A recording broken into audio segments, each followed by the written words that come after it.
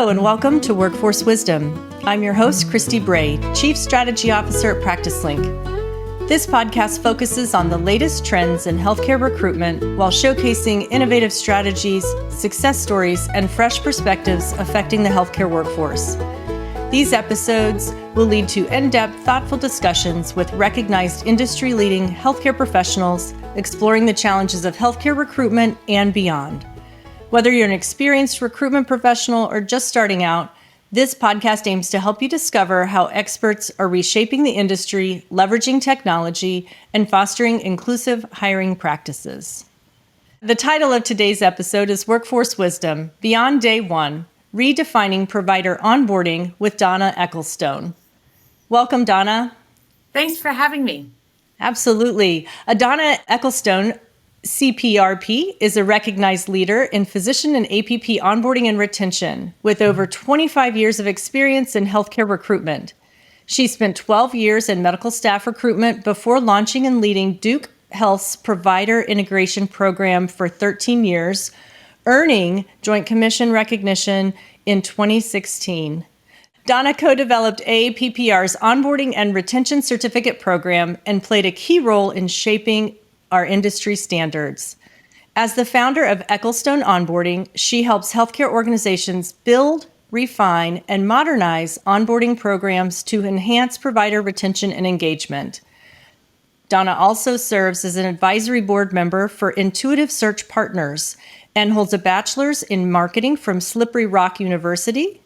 She is known for her strategic, results-driven approach and is dedicated to improving workforce integration and lifecycle management. Donna, on behalf of all of our AAPPR members and recruitment professionals out there, I just want to thank you for your dedication and the founding work you did to get our industry where it is today. You're welcome. It was my pleasure. Let's hop right in. Tell us a little bit about your journey into healthcare recruitment, and then what's inspired you to launch Ecclestone Onboarding? Yeah, so I started in physician recruitment in a contingency arena by mistake. I had no idea what I was doing, and I saw a job that was posted and took advantage of interviewing and got the position. And it was back in the time where people were real excited for a database called Telemagic, which actually, when you called and used an auto dialer, you heard all the numbers being dialed. And it was also very much based on sending faxes back and forth of candidate information. And we have gone a long way since that time. The cool thing is that the person that I worked with, the manager, got recruited at Duke. And Duke wanted her to help grow their primary care network when managed care was coming, and Duke had all these wonderful specialists but didn't have a good primary care base. And she asked me to join her. And that was just a wonderful opportunity for me to be able to do wonderful things to the community that I was working in, as well as wonderful things to the organization with networking. And I loved working, building the primary care team and building our hospitals programs and helping our specialists that were on the field at the academic medical center as well as in our community. And I did that from being a physician recruiter to then being the director. But why I switched was that I had a negative experience with a provider who called me the day before they were supposed to start. And they never heard anything about where they were supposed to go, who they were supposed to see. And I'm like, we have a problem. So I worked with our senior leadership to say, let's create a standardized, globalized program for onboarding throughout all of the academic departments. And in 2009 is when we got started. And I really took pleasure of being able to not only grow the program at Duke, but share what we were doing with others and be able to use AAPPR really as a tool to promote the importance of onboarding. So it was an industry-wide initiative. And we were blessed with a best practice in 2016. I have seen the development of various programs, because when I got started, there were none. Now, almost every entity has an onboarding program. If you don't, your competition does. And I left Duke after 25 years. And the reason I did that is because I wanted to help other people and I was limited in a 9 to 5. So I love consulting. I love checking out the energy that the clients have and be able to put the pieces of the puzzle together for them so that they can have a wonderful experience for their providers. Yeah. Yeah. We've had similar career paths, and as we've known each other over the years and grown, and then same for me with joining PracticeLink, that being able to help more people across the country and for us internationally into Canada and other spaces is really exciting. So I love that you said that. You mentioned some pivotal moments in there at Duke. I know additionally you helped found the onboarding and retention piece within AAPPR. Can you talk a little bit about that or any other lessons you might have picked up along the way?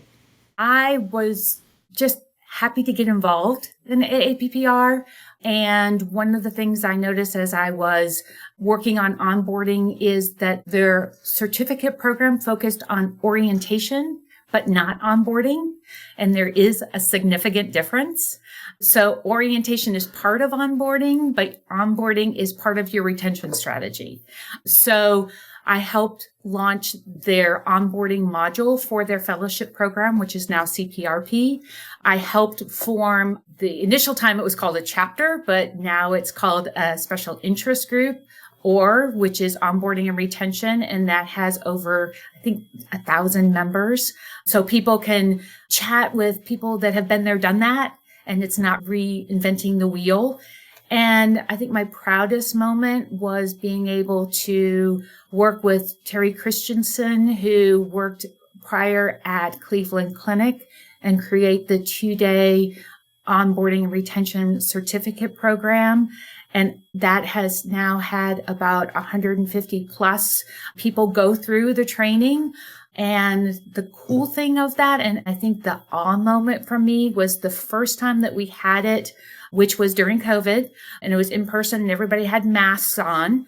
But to have people in the room say, this is so cool to be interacting with people that are doing the same thing I'm doing and understand all the hurdles that I run into and all the components of onboarding, because people kind of say, oh, I have an onboarding. I help them with credentialing, or I have an onboarding program. We have a checklist. Onboarding is more than a checklist. It is connections. It is communication. It is education. It's continual learning. So being able to talk similar talk was a refreshing component of that first session. Yeah. I know we both remember the word recruitment for retaining, right? Combining or those. recruit-tension. Recruit-tension, yeah. Yes. It's a tough word. But the point is, for recruiters out there, that very first engagement with the candidate, if it's through a job board like PracticeLink or an email that you have sent to a candidate, a LinkedIn post, whatever it is, that very first touch point from application to their first day on job to their third year on the job, all of that matters in what you're doing, and making sure from every step of the way that your team or yourself is really performing at the highest level for that candidate, really to meet their needs and expectations. Right. And that everybody's on the same page and everybody has the same approach. There is a person that has the answers or knows how to get the answers if you get stuck. And that, physicians don't know what they don't know. And the onboarder can help with that. The onboarder can help train other people on onboarding as well. And, whether it's new staff assistants or new contacts or new people that are trying to help. I remember when we first got started at Duke, and again, there was no program available. And I said, okay, who is doing onboarding now? I would like to have you bring your checklist and bring your information, and we're going to get in the room and we're going to talk through it and the process as they know it. But you know what? Everybody had a different story. everybody, it's like, oh, I didn't know you could do that and that. Oh, I thought that person was the person that did that, and they don't do that. And so having a global scope and a global view and everybody knowing what is next and who does that is so important. It's all about communication and customer service. Right. I know we talked before we started recording, but really, really that importance of, somebody has to own it, but they equally don't have to be the person with all the answers, but they do have to own that candidate and the process and making sure that they get started on the right foot. It's the worst thing in the world to get a call from a provider 2 weeks before they're supposed to start and there's an issue. Or you get the call from HR and they say they haven't done their TB test or, anything, right? Even credentialing, right? Their packet wasn't in. Because what I found, sometimes people are quick to just move their start date. So just moving their start date does not fix their real life financial commitments that they have in their day. That gets forgotten so often. Sometimes people forget how hard it is to be new. And I think people also forget that when people say yes to a new job, they still have to finish out their old job and they have a high amount of stress. So to have a calm voice that can say, this is what you need to do and when you need to do it, and I can help you with this if you do that, makes such the big difference. Mm-hmm.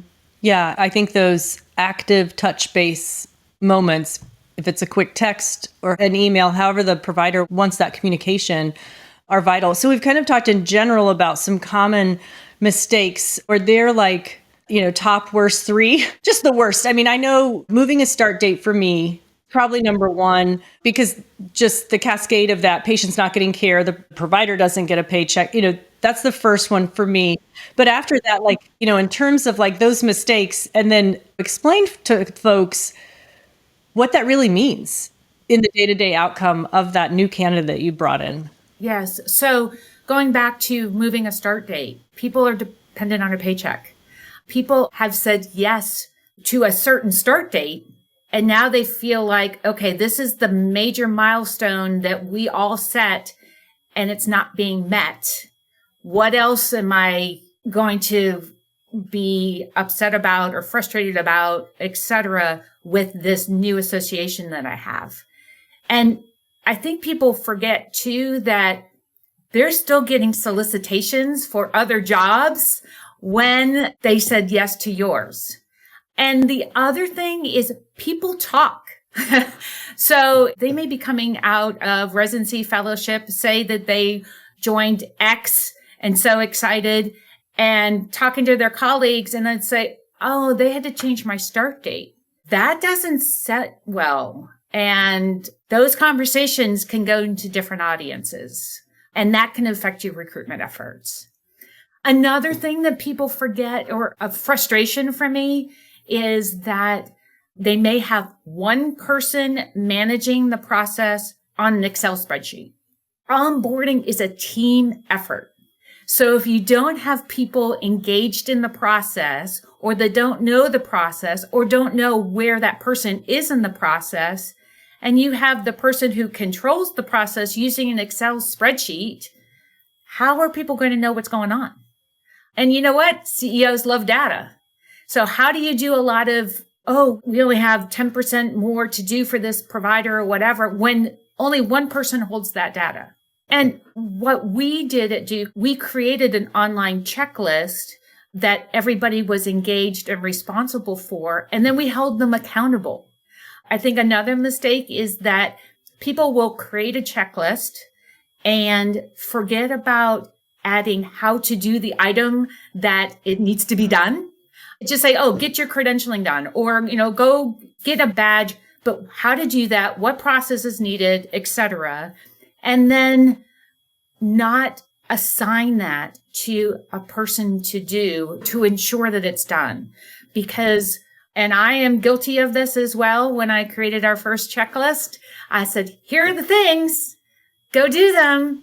And guess what? They didn't get done because I never assigned anybody. Yeah. You gotta hold people accountable. Right. For me, when I think about successful onboarding and retention, it's probably a stoplight exercise, a red, yellow, green. And the end date is they're starting September 1st. And you work through that and you go backwards on the timeliness of what has to be done. We know state licensing, credentialing, privilege, payer enrollment, those things take the longest. But as you build out that scale of what can be done when so that you hit that mark, I think equally what you said, the metric on how close you are, communicating that to your leaders, especially your practice managers. They've got that person on the call schedule for X date. And guess what's missed? But the other thing is not putting the new provider on the call schedule before they're credentialed. Or, seeing patients where they have to do a Medicare or Medicaid prescription and they aren't on the coverage. And we had that happen a lot too. And, I think going back to engagement and making sure people know what needs to be done. One of the things that we did, and I encourage a lot of entities to do, is not start onboarding when they sign. Start onboarding. I mean, the recruitment actually starts onboarding. But if you have an onboarding team, introduce them at interview, because that's going to be their next point of contact, their next customer service representative to the organization. And they need to know that, one, you have a program, and that's good because your competition may not. Two, you are setting the stage, knowing what needs to be done, and you have a plan to get it done. And three, you're not stopping when they start. You're continuing it for a year, because going back to your last question of what's the negative things that people do is they stop onboarding too soon. They don't continue it for a year plus. Some organizations have those onboarding connections for 2 years. And I applaud that, because it takes a year for you to really feel settled in your job. And I think the length of some of those relationships, it transitions over time to who's accountable for that. Because within the year one, the year two, that's probably a mentor, either another physician leader or someone else within the organization. It isn't the recruiter anymore, and it's not the onboarder, but it shifts to whoever their leadership structure is in that way. And that is still part of onboarding. Some of the pieces you mentioned, I'm curious, any technology enhancements you've used or things that you see coming, any innovations or tools that you're particularly excited about?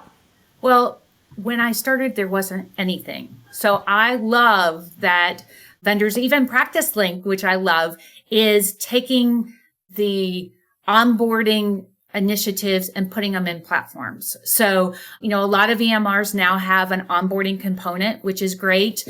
One of the biggest problems with onboarding is the duplication of information. It's the same stuff over and over again. So using AI or using technology, you do it once. And whoever needs it can get it, but you only have to do it once. So that's really encouraging. I love the opportunity if there's bots that can answer simple questions for people, FAQs, that's really refreshing. You really want to be able to empower your providers with information so they don't get lost, and also have them feel connected with the organization. And you don't want them to get frustrated. They're very busy people. We all know that. So whatever we can do to help, and whatever technology out there that can help, I'm looking forward to it. Yeah.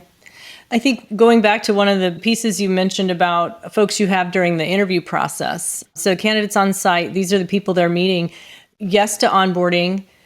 Also, maybe your sales or your provider liaison folks that do growth and outreach for them.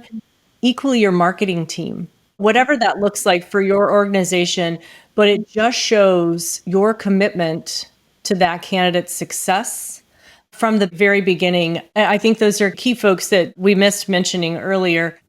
Did you know PracticeLink, the nation's most trusted physician recruitment resource, now offers PracticeLink Pro Marketing? PracticeLink Pro Marketing is a brand new, powerful recruitment sourcing solution built just for healthcare organizations. With custom strategies, targeted reach, and data-driven results, PracticeLink Pro Marketing helps you attract top-tier candidates and fill hard-to-reach roles faster. Ready to elevate your recruitment game? Visit PracticeLink.com and schedule your free consultation today.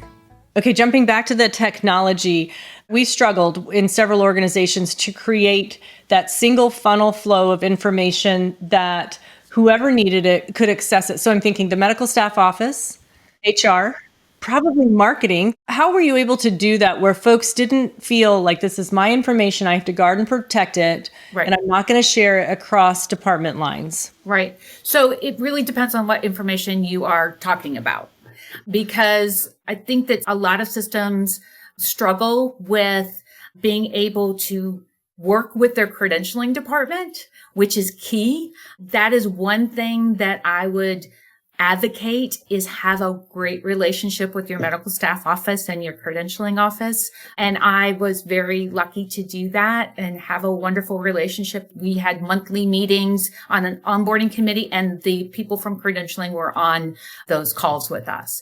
So yes, some of it is protected. The database that we use, that we created, because there really wasn't one that you could buy out there at that time, was something that had recruitment and also onboarding. And then we added offboarding to that. And it was something that people logged in and utilized. But there are a lot of entities now, vendors out there, that have onboarding platforms where the information is shared and you can control who has access. So that is definitely a growth in the market that we didn't have that advantage when I was getting started. Yeah. And I think that anything that makes it easier on the candidate, I think we're all used to like drag and drop or some form of uploading. Equally, I think some tools that folks use to complete some of the credentialing, privileging, pair enrollment form, like those forms. Yes. Same information over and over. I feel like there's Get rid technology. of the paper. Yeah, get rid of the paper. There's technology. DocuSign, please. Yeah, I remember many years ago implementing DocuSign into our contracts process. Game changer from the instant. That, along with, I talk a lot about like your online calendar. Bookings, Calendly, I don't care what it is. Any of those things are just a game changer for your teams. Yes, we're using Fireflies, and how nice it is to be able to get a recap of the things to do.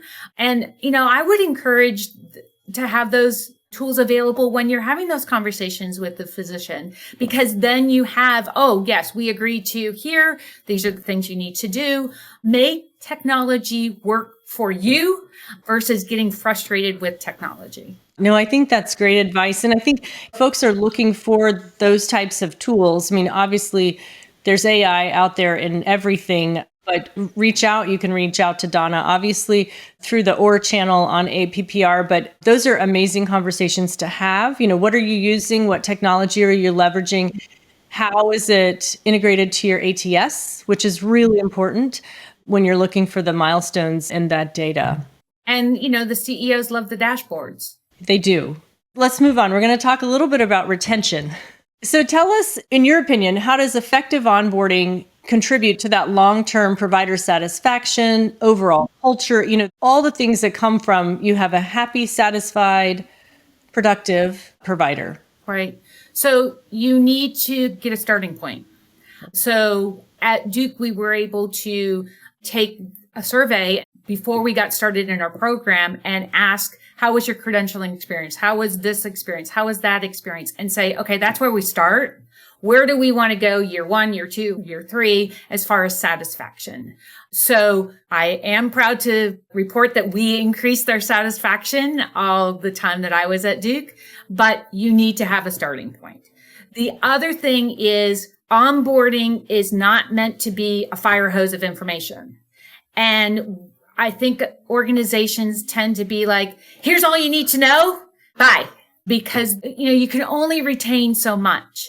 So the continual check-ins, the continual learning, and I'm going to give you an example outside of recruitment, because the cool thing about onboarding is it's not just recruitment based as far as in the provider. It can go anywhere. It's important in any industry. But I had the recent example of working in a nonprofit, as a volunteer manager. And I did all their orientations for their volunteers, and our volunteer numbers increased. But one of the things that I also added was orientation or reorientation of existing volunteers that hadn't been aware of what the organization was doing in the last time since they attended orientation. And some of those people had been volunteers for 20 whatever years. So I had a group of 30 people. The organization is Dorcas Ministries, and we called the second session Dorcas Deep Dive. So here's what we're doing at Dorcas now. And a lot of people were so like, I knew about Dorcas, but I didn't know we were doing this. That kind of excitement is what you need to provide to any organization. You need to keep them engaged, and you need to keep the communication relevant. Whether it's a volunteer or a provider, they need to understand that they matter and what they do makes a difference. That deep dive group were able to say, oh, I didn't know that Dorcas did this. Our family would like to support a milk drive to make sure that there's milk in the pantry for anybody who needs it. And I know that sounds small, but that's a big need for our community to make sure that people that don't have that have that. And it wouldn't have been available unless volunteer was male, that he and his family knew that that was a need. So one thing that I would encourage people to do is when you have a new provider, to make sure that they are engaged in the organization. Maybe they want to be part of some leadership role. Maybe they wanted to be in this committee or that committee. Allow them to know about what opportunities exist. Allow them to know about where our organization is going. The leaders that are engaged and do tours around and hear from the people on the floor and are active and talk and have exchange with their physicians are just so important to retention of who they have on staff. Yeah, agreed. I think that you do see a lot of healthcare workers that have been in their jobs for many, many years. And I think usually the singular touch point I remember as an employee was annual benefits election. You would have like employee forums, maybe quarterly or some things, but physicians aren't always included in those.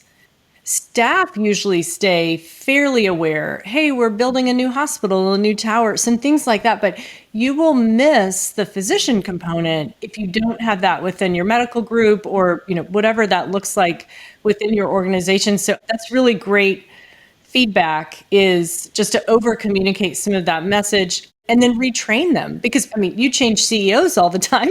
You should probably be talking to your provider community about some of those things. And not just like the once a year medical staff ice cream social. That's not what I'm talking about. Right. But, leaders can be human. And I say that with things that leaders can do that really make people feel appreciated is say thank you. That's free. And say, great job. Call them out on that.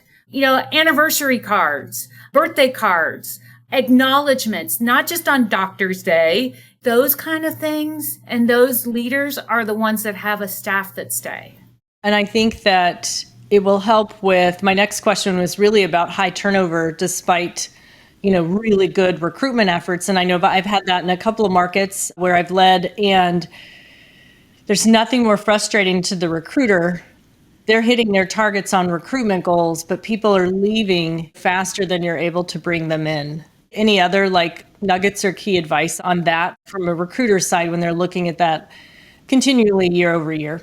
And it's not just the frustration with the leaders, it's the frustration with patients. And the patients are going to leave, especially when you have a seasoned provider that leaves. It's not just their expertise that has gone out of the community, and their colleagues are going to be frustrated because there's more call, and the office staff is going to be frustrated because that person's going to leave and the patient's going to have questions, and the patients are going to be frustrated because they don't have a doctor. So it's a snowball. So it goes back to making sure that you stay engaged. And that's not on the onboarder alone. Onboarding is a team effort. It is having the open communication. It is making sure that people are happy. If you're noticing things like the spouse hasn't moved yet, ding, ding, ding, what's going on? That's a big red flag. Or there's situations where the children didn't get in the school that they wanted or whatever, or they can't find a place to go. The realtor is turning them off. You got an issue. So people just need to be aware of what's going on and that everything in that environment can affect that new provider. You named some very, very big yellow and red flags along the way there. I know people who believe if the spouse doesn't come on the site visit, that initial site visit interview, it's at least yellow. In a recruiter's mind, how committed are they? And you are trying to roll out the red carpet at every step of the way for these folks. Let's talk a little bit about Ecclestone Onboarding. So I'm excited that you have launched this endeavor and really are able to support and help people across the country. So what makes your approach different from more traditional models? And then how do you provide that support as a consultant to those healthcare organizations? Yeah. So I think what makes my background a little different is that I have a Joint Commission accredited program that I helped launch. That is something that I'm very proud of.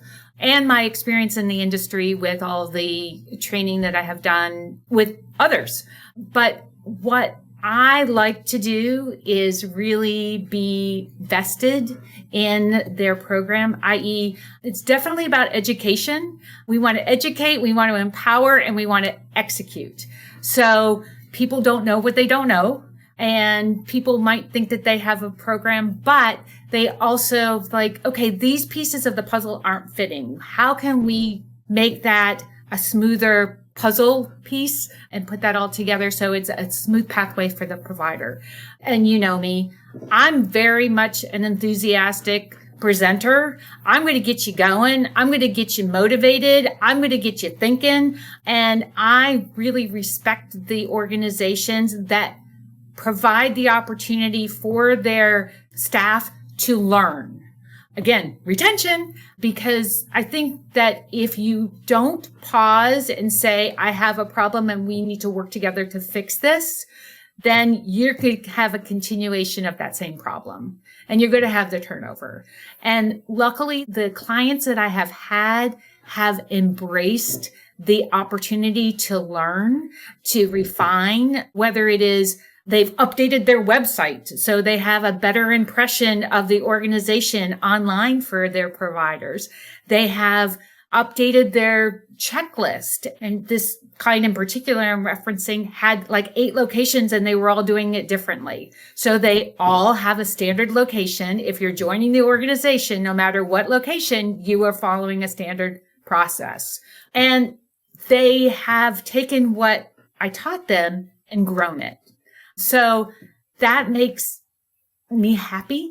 And, even my experience in the industry, seeing the people that I have shared information with, take that information and grow a team and be now a leader and be now an additional expertise in onboarding just is real fulfilling to me. Yeah, the work is really important. I really like your alliteration on the E's for your company. That's very, very smart. And I do think it matters, top to bottom, left to right, whatever it is within organizations. We're just in this significant workforce crisis across every industry, across the world. And the way you treat your people and continue to feed into them. I know we have both been long supporters of education of the people that we get to serve. So no questions there that it is the right thing to do every time to support that growth. But Christy, the problem is that people are seeing recruitment and onboarding as an expense versus a revenue enhancer. We go back to what are the problems in the industry? That's the problem. Because all the recruitment professionals and I will say that the onboarders are part of that, are your revenue enhancers. They are helping with retention and to limit their CME, to limit their networking ability, to limit the staff is really detrimental to the organization's long-term success. Yeah, I think the real eye opener is that lost revenue when you don't have a provider or you're relying on locum tenens just at a higher expense rate. Sure, you're keeping the doors open to the hospital, but if you really look at the lost revenue calculators, on the days that those providers aren't in place, one day pays for whatever it is that the team is asking for to learn about. And if you're in a competitive market, the patients might leave. Absolutely. And it is so hard to get the trust back and kind of rebuild some reputation and brand on top of that. Is there anything that you did differently or offer to your clients now based on physicians compared to APPs, or maybe like within specialties? Because I know sometimes you're hiring a neurosurgeon or an ortho and they need a certain piece of equipment. Well, capital expense, got to go through a committee, those types of things. But other than those types of things, is there anything else that varies widely? I guess we're in the land of mergers and acquisitions. Yes. Right? So I don't know if people understand how difficult that is when you are part of one organization and you're being affiliated to another organization. And again, setting the expectations up front of saying, okay, we will work with you, again, partnering, because it's not like, oh, you're going to have to. We will work with you. Sounds so much different and so much more partnering, positive. We will work with you to help you get your credentialing, get your payroll enrollment. We will work with you with benefits. We will help you be the contact. If you have questions, call me.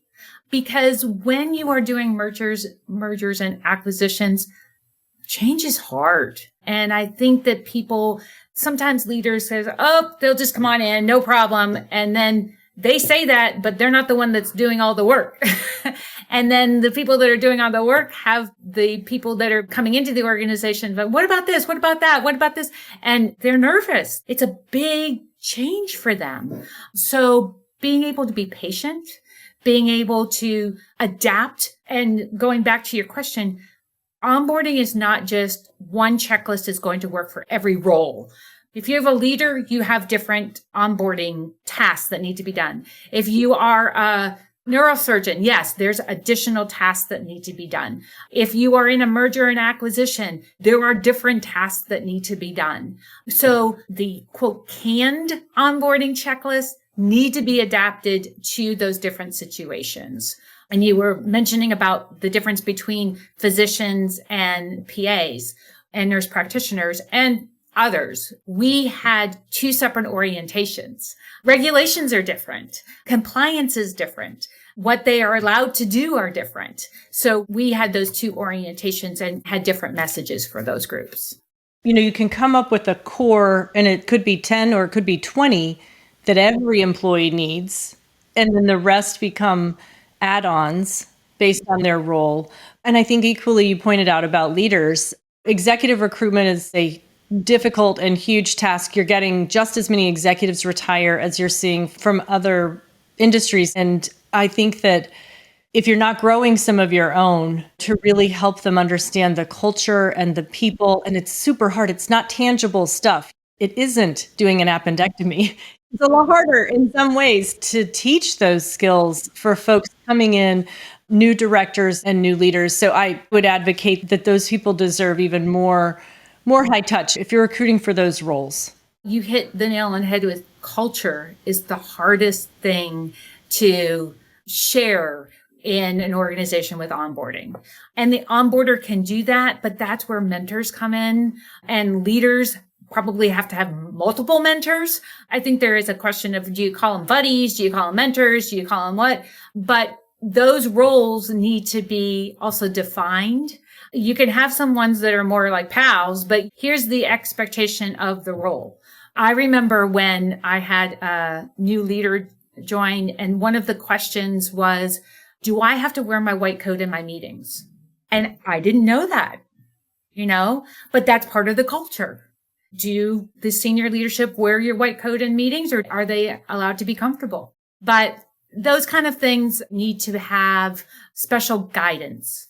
I would do that a lot for vendors coming into our corporate offices to present or things, and just to inform them, especially post-COVID, a lot of dress codes have changed. So jeans are okay. People are not walking around in three-piece suits. Women are not required to wear a pantyhose. That's my favorite. Just things like that where you're trying to help them be comfortable because, yeah, they may walk in with their white coat and a tie, which physicians wearing ties is still weird to me. But, they come in and people, they're still in their scrubs or whatever that might be. It is uncomfortable in that setting. So, yeah, I think something as minute as what you should wear on your interview, your first day and meetings, don't miss those things because it matters. We would usually give advice to residents and fellows going out on their first interviews because they just weren't really sure what to wear. The worst is when they show up and it's like, it's a little off because that impression is just really hard to overcome. There are two segues I want to take. One is that leaders want to get involved with their onboarding task earlier.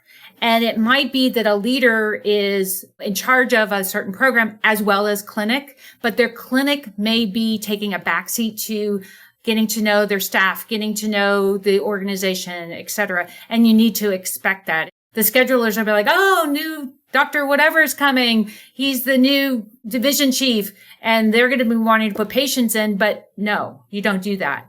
And then the second thing that you mentioned was a big aha moment is that when you are interviewing, you should be asking questions about the marketing and onboarding that is done for the entity that you're looking at. How will I be promoted? Who's going to be my liaison through the onboarding process? When can I get access to an email with the organization? Because that's a connection. We want to get that earlier than a start date because they're going to want to tell their friends that they are now working at Mayo or Duke or wherever. What is the plan for the first week? What is the plan for the first month? Who can I talk to get my schedule changed so I can add more patients or slow down the number of patients because I'm not catching up as fast? Those kind of questions, I think people are forgetting to ask, and I would encourage them to do so. They're just as important as how much am I going to get paid? Absolutely. In some cases, it's even more important because if you've ever had some type of specialist start and they didn't have the community support or the organization support to build their practice. Right. They didn't know what their competition was. Yep. And most of our models are work RVU. And so they will leave. And you just hate that for the community and the provider and their family because they've probably relocated. That's a lot of expense and hardship to just turn around and do it all again. You've talked a lot about know your competition throughout the podcast, and that's vital, like to really understand what are they doing differently or better that might be bringing some of that down as non-competes continue to change or maybe dissolve. I know in some states they're not valid now, but that's key because we are seeing physicians, APPs have long done it, but we're seeing physicians easily move and probably retain some of your market share if they're just going across the street. One of the things that if you are an onboarder or a recruiter or in any industry is you need to network and you need to continue to educate yourself and share that knowledge with others. I think as we start to wrap up, you kind of gave a nice little piece of advice there, but anything specific that we haven't touched on involving the power of onboarding? It's relationship based. It's communication. It's more than a checklist, as I said before. It's so important. It affects retention and it's often disregarded as something that is a high focus area. And I think the organizations that value its success are going to be the leaders in healthcare. Fully agree there. I'm going to wrap us up today. Donna, I thank you for your time and appearing on Workforce Wisdom. For our listeners, feel free to reach out with any thoughts, insights, questions about what we covered today. If you wish to receive more information, You can visit our PracticeLink Resource Center, helping both physicians and recruiters, as well as emailing plmedia@practicelink.com. Anything else you might have questions about? I know we referred to AAPPR a lot, and Donna remains involved. And I know that the Onboarding and Retention Group is a very robust special interest group that folks should look into as well. My name is Christy Bray. Thank you for listening to Workforce Wisdom.